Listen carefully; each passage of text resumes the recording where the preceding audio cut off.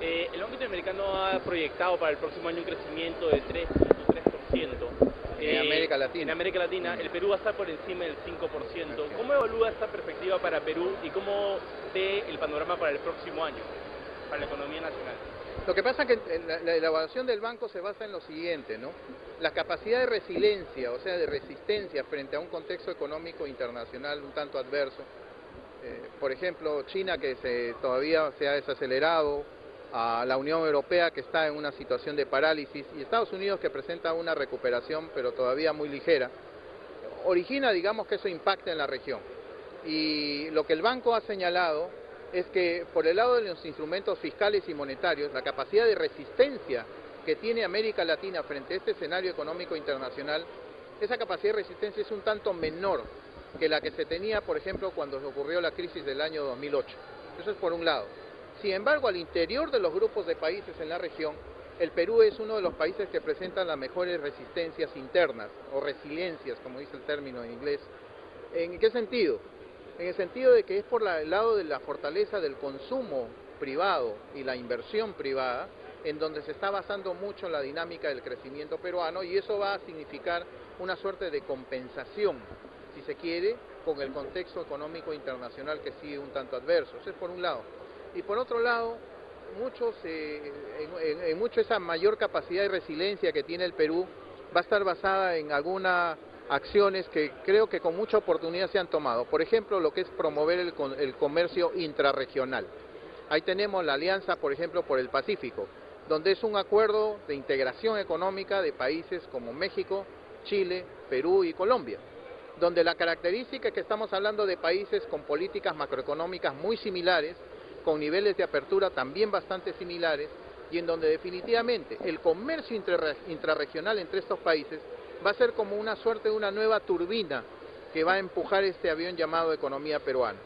Dados esos elementos es que el banco ha diferenciado, el BID ha diferenciado en este mapeo que hace de posibilidades de crecimiento de la región, y en el Perú se identifican estos elementos que les estoy mencionando, y es por eso que viene esa suerte de dinámica diferenciada de crecimiento respecto al resto de países, ¿no? ¿Cómo evalúa las acciones que ha tomado el MEP?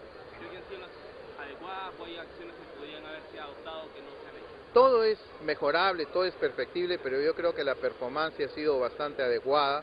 Evidentemente un elemento importante es que se ha estado viajando, navegando en este avión con vientos de cola a favor, y eso ha ayudado. Y yo creo que también se están tomando las decisiones adecuadas, no solamente por el lado del Ministerio de Economía y Finanzas, sino también por el lado del Banco Central de Reserva. Por ejemplo, hace un mes se redujo la tasa de interés de referencia, con la perspectiva de abaratar un poco el costo del crédito, y de esa manera inducir un poco más a la inversión y el consumo. Y el día de ayer se ha reducido también las tasas de encaje, se han venido haciendo varias reducciones de la tasa de encaje con el mismo propósito. Entonces, a final de cuentas, yo creo que se está dando una adecuada complementariedad, si se quiere, entre el trabajo que hace el Ministerio de Economía y Finanzas y lo que está haciendo el Banco Central de Reserva.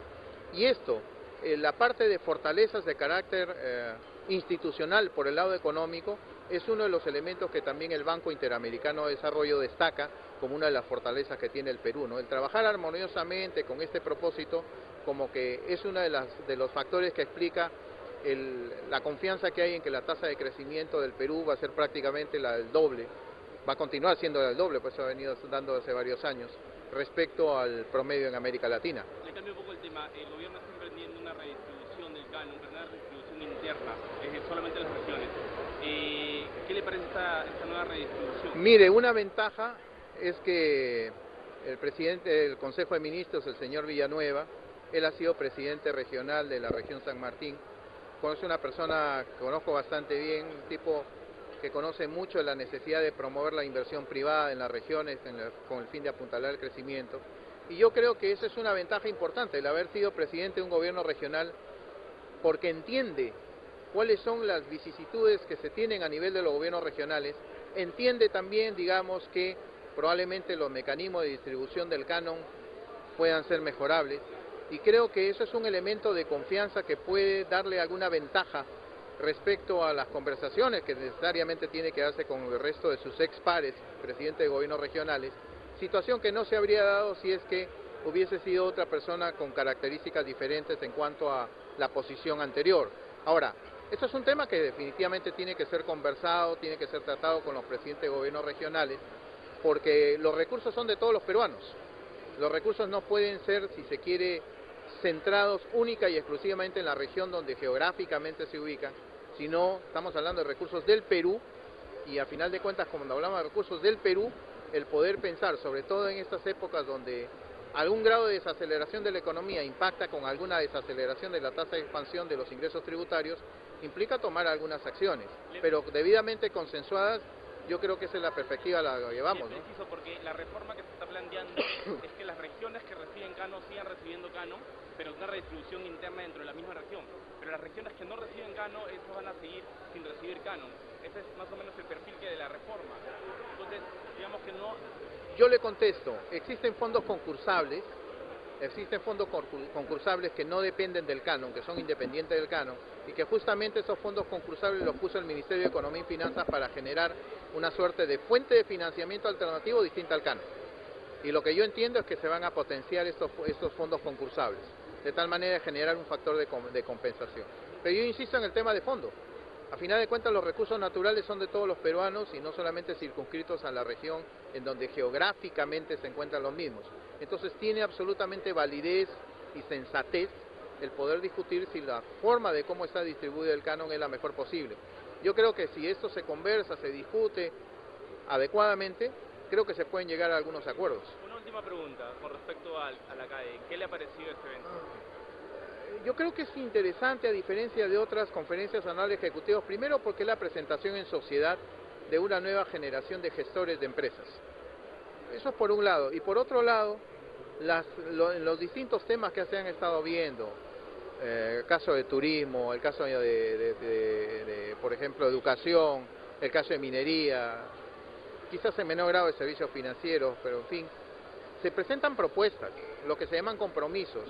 Pero aquí estamos hablando de cosas aterrizadas. Por ejemplo, a mí me sonó a música celestial escuchar, por ejemplo, que en el panel de educación se hablaba de la creación de un observatorio laboral, donde básicamente se va a tener información sobre la demanda de empleo en el Perú. Y eso es muy importante porque los jóvenes ahora deciden estudiar una carrera, ellos están por el lado de la oferta de empleo, sin tener mayor conocimiento de cuál es la perspectiva salarial que les espera si estudian tal o cual profesión, tal o cual carrera.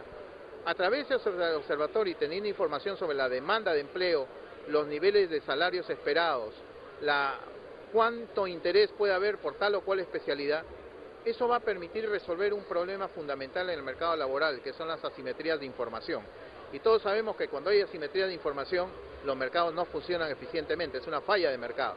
Y entonces aquí estamos hablando que curiosamente no es el Estado, sino es el sector privado, a través de ese observatorio, donde se está buscando cubrir esta falla de mercado, lo que va a permitir que el mercado laboral, sobre todo en lo que corresponde a los jóvenes, funcione de manera más eficiente.